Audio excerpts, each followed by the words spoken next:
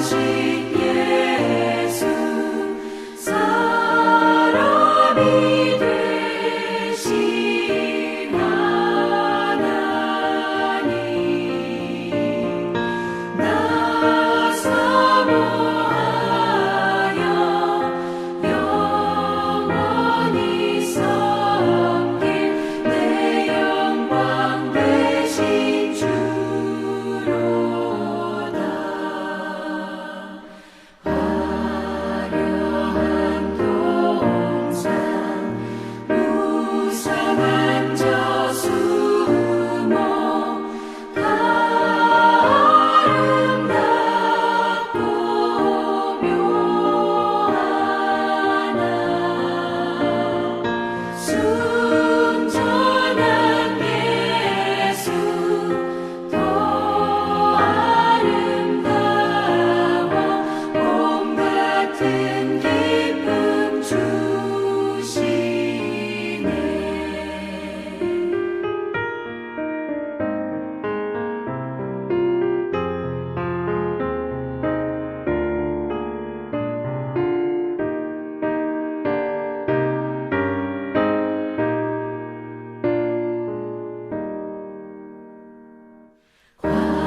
광명한 해와 명랑한 저 달빛 수많은 별들 빛나나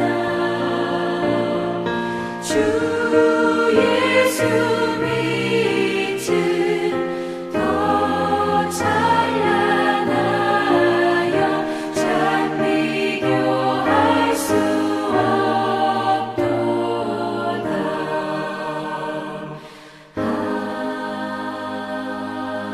아멘. 창세기 2장 8절로 17절까지 말씀 함께 읽도록 합니다. 여호와 하나님이 동방의 에덴의 동산을 창설하시고 그 지으신 사람을 거기 두시니라.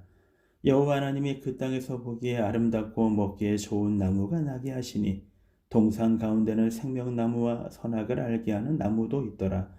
강이 에덴에서 흘러나와 동산을 적시고 거기서부터 갈라져 네 근원이 되었으니 첫째 이름은 비손이라. 금이 있는 하윌라 온 땅을 둘렀으며 그 땅의 금은 순금이요 그곳에는 베델리엄과 호마노도 있으며 둘째 강의 이름은 기혼이라. 구스 온 땅을 둘렀고 셋째 강의 이름은 히데겔이라. 아스르 동쪽으로 흘렀으며 넷째 강은 유브라데더라. 여호와 하나님이 그 사람을 이끌어 에덴의 동산에 두어 그것을 경작하며 지키게 하시고 여호와 하나님이 그 사람에게 명하여 이르시되 동산 각종 나무의 열매는 내가 임의로 먹되 선악을 알게 하는 나무의 열매는 먹지 말라.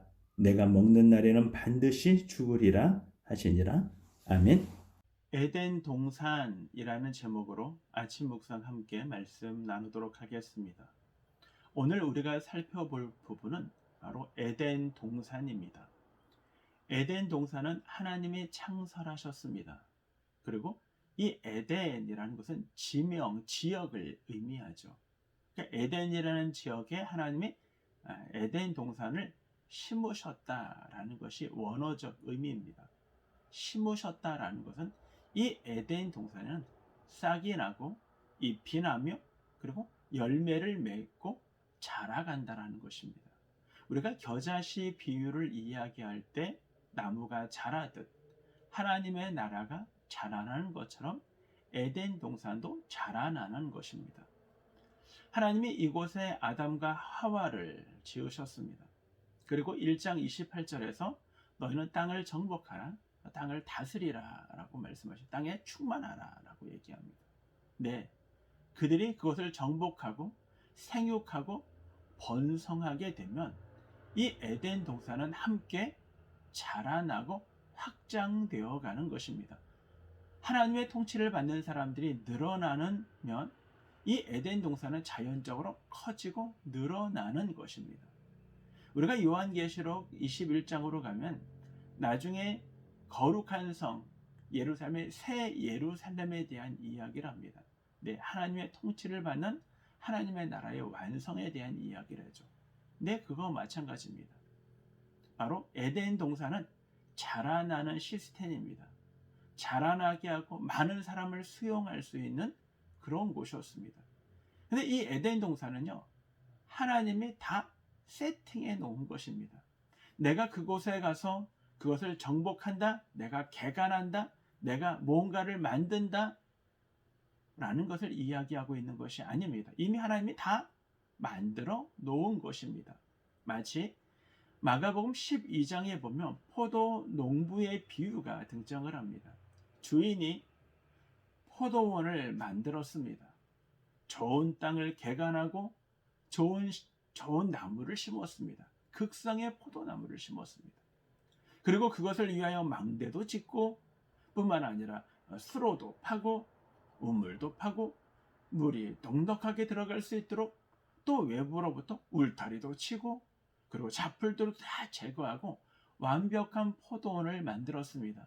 근데 이 포도원에 딱 하나 부족한 것이 있습니다. 그 주인의 마음에 맞도록 일을 할 수 있는 충성스러운 농부가 없었다는 것입니다. 바로 그 이야기를 하는 것이 포도원 농부의 비유인 것이죠. 바로 그것입니다. 하나님이 이 아름답게 만들어 놓은, 이 확장되어지도록 만들어 놓은 모든 것이 갖춰져 있는 이 에덴 동산에 아담과 하와가 하나님의 뜻에 맞아 충성스럽게 일들을 감당하는 그런 청지기가 되기를 하나님이 기대하셨다라는 것입니다. 이것이 바로 에덴 동산입니다. 에덴 동산에 대한 내용이 9절부터 보면은 여호와 하나님이 그 땅에 보시기에 아름답고 먹기에 좋은 나무가 나게 하시니 동산 가운데는 생명나무와 선악을 알게 하는 나무도 있더라 라고 말씀하십니다. 자, 요건 조금 뒤에서 살펴보고요. 또 이곳에는 무엇이 있냐면 10절에 보면 강이 에덴에서 흘러나와 동산을 적시고 거기서부터 갈라져 네 근원이 되었다라고 얘기합니다. 자, 4개의 강이 흘렀어요.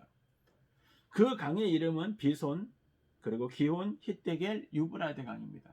이것이 무엇인가, 어느 지역이냐, 지금이 어느 지역이냐, 그건 그렇게 중요하지 않아요. 그 당시에는 강이 의미하는 말은 물을 얻을 수 있는 유일한 것이 바로 강이었습니다. 농사를 지을 수 있는 것이 바다에서는 얻을 수 없었습니다. 그래서 강이 매우 중요하고 모든 문명이 강 중심으로부터 이루어졌음을 우리는 알 수 있습니다. 이 당시의 세계관은요, 바로 이 4개의 강으로 생각을 했습니다. 그래서 모든 것의 근원, 이 4개의 강은 그 근원을 어디에서 뒀냐? 에덴에서 흘러나와라는 것입니다.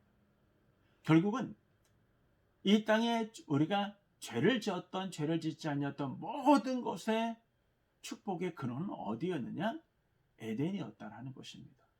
그리고 그 완벽한 에덴에 하나님의 우리의 믿음의 조상이었던, 처음의 조상이었던 아담과 하와를 그곳에 심었고, 하나님의 말씀대로 그곳에서 생육하고 번성하여 그 에덴이 자라가기를 원하셨던 것입니다. 모든 것을 먹을 수 있고 모든 것을 누릴 수 있는 그 에덴 동산에서 하나님의 나라가 이루어지기를 기대하셨다라는 것입니다. 그러면 우리는 여기서 이런 생각을 해봅니다.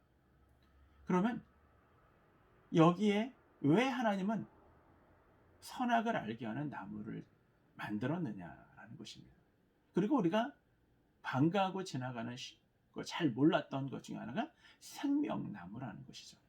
그러니까 모든 나무를 다 관리하고 경작하고 다스리도록 하나님이 만들어 주셨어요. 나무뿐만 아니라 물, 바다, 그리고 주어져 있는 흙, 거기에 있는 생물, 모든 곤충류, 동물 다 관리하도록 만드셨죠. 근데 왜 우리는 그곳의 중앙에 생명나무와 선악을 알게 하는 나무가 있었다라는 것을 우리들에게 보여주고 있습니다. 그래서 9절에 보면 동산 가운데는 생명나무와 선악을 알게 하는 나무도 있더라라고 얘기합니다. 우리가 다음 시간에 좀 더 구체적으로 이제 생명나무와 선악을 알게 하는 나무, 선악과를 우리가 생각을 할 건데, 우리가 간단하게 한번 생각해 보겠습니다. 왜 생명나무가 필요한가? 왜 선악을 알게 하는 선악과가 필요한가? 이것은요, 피조물이 된 우리가 지표로 삼아야 할 경계 지표, 표지판입니다. 그 표지판이라는 것은 이거는 하세요, 하지 마세요, 또는 위험합니다, 아닙니다, 아니면 또 무언가를 안내하기 위한 거예요. 첫 번째, 생명나무라. 생명나무는 인간은 창조되어진 것이 우리는 어디서 창조되었냐? 네, 바로 티끌과 그리고 먼지와 같은 그런 존재죠.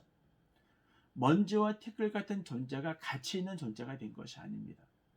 왜요? 하나님이 거기에 생기를 넣어주심으로 말미암아 우리가 가치 있는 존재가 되어진 것이죠.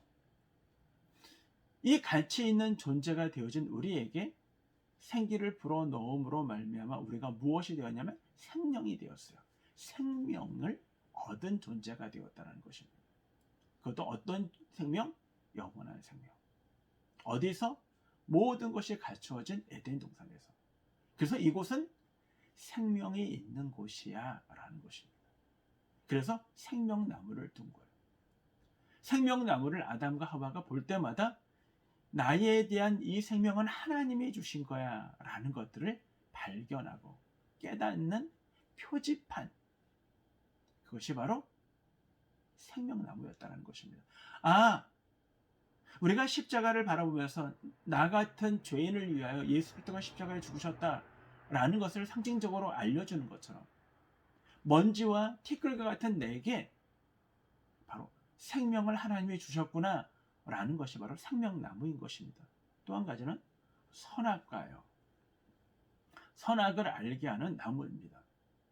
자, 우리는 마가복음 12장에 있는 이야기를 하면서 하나님이 어떤 사람을 기대하셨다고요? 모든 걸 다 갖춰놓고 충성스러운, 주인의 뜻을 잘 알고 그 주인의 뜻대로 행하는 충성스러운 농부를 원했죠. 하나님은 이 에덴 동산의 모든 것들을 다 관리하고 모든 것들을 다 할 수 있게 해주셨어요. 그러나 하나님은 우리를 기계적인 인간으로 만든 것이 아니라 우리가 스스로 판단하고 의지적으로, 이성적으로 판단하는 존재로 우리를 창조하셨습니다. 그거는 이제 내일 왜 그렇게 창조하셨는지는 내일 한번 생각해 보고요. 우리가 하나님 앞에 충성스러운 농부인가? 아니면 충성스럽지 못한 농부인가? 에덴 동산은 내가 모든 걸 다 할 수 있는데, 모든 것을 마음으로 임의대로 할 수 있는데, 내가 충성스러운 농부인가 충성스러운 농부가 아닌 것은 기준이 뭘까요? 마가복음에서 주인의 뜻을 행하지 않은 거예요. 근데 주인의 뜻을 행하지 않은 것을 하나님 말씀하셨어요. 선악을 알게 하는 나무는 먹지 말라. 먹음의 정령 너희는 죽으리라. 이곳은 생명이 있는 곳인데 그 표지판으로 생명나무가 있는데 내가 주인의 뜻, 하나님의 뜻을 어기면 너는 그 생명을 잃어버려 라는 거예요. 그런 면에서 선악과는 기준점이에요. 근데 최초의 인간은 그거를 무너뜨려 버려요. 그 하나님의 주인이 원한 것, 모든 걸 다 갖춰주신 그 주인의 그 많은 것, 조심할 것을 이야기했지만 그것의 마음을 빼앗겨 버린 것입니다. 왜 하와가 아담이 그 일들을 행했을까라는 것입니다. 그것이 바로 죄예요. 만약 우리가 이 땅 가운데 하나님의 우리를 먼지와 같은 존재, 티끌 같은 나를 생명 주셔서 하나님의 예수 그리스도의 자녀로 하나님의 거룩한 백성으로 살게 해주십니다. 우리는 감사해야죠. 근데 언제부턴가 우리의 마음속에 그것이 부당하거나 불평이나 불만이나 그러고 싶지 않은 마음들이 생겨난다면요, 우리는 혹 나에게 죄가 들어와 있지 않은가 우리는 돌아보셔야 합니다. 왜요? 이 죄로 말미암아 우리는 무엇을 잃어버릴 거니까요? 생명을 잃어버릴 것이기 때문에. 그래서 우리는 우리의 마음에 새겨야 돼요. 생명나무와 선악과. 나는 하나님이 내게 주신 것에 대하여 내게 생명 주신 것을 우리는 생명나무를 통하여 알아야 되는 것이고요. 또 한 가지는 하나님 앞에 내가 충성스러운 청지기인가? 청지기로 부름을 받았는데 나는 불충성스러운 청지기인가? 우리는 끊임없이 우리 자신을 뒤돌아보셔야 하는 것입니다. 오늘 우리에게 주어진 모든 일들을 내게 맡겨주신 하나님의 위임하여 우리에게 맡겨주신 거라고 생각하시고 가정 안에서, 교회 안에서, 직장 안에서 하나님의 거룩한 백성으로, 생명 이미 얻은 백성으로 삶을 살아내시는 저와 여러분 모두가 되기를 주님의 이름으로